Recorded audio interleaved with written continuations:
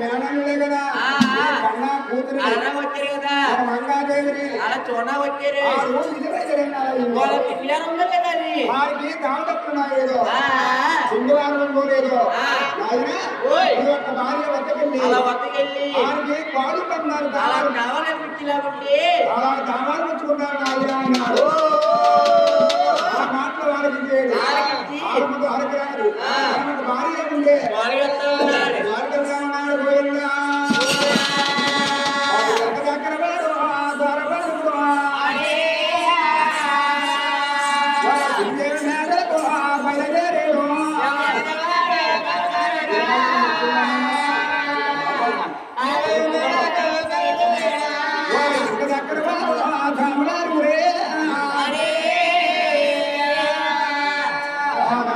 మేడకెళ్ళాడు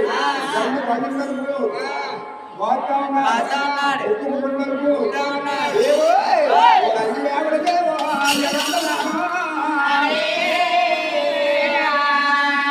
నాయక్క కొడుకు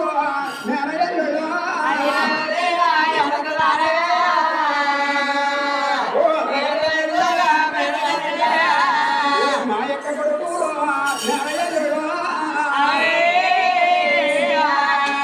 వరివేడి మంగారు అనకొచ్చినారు అది ఓ దేవి మా యొక్క కొడుకులు మన జ్ఞానాలు కదా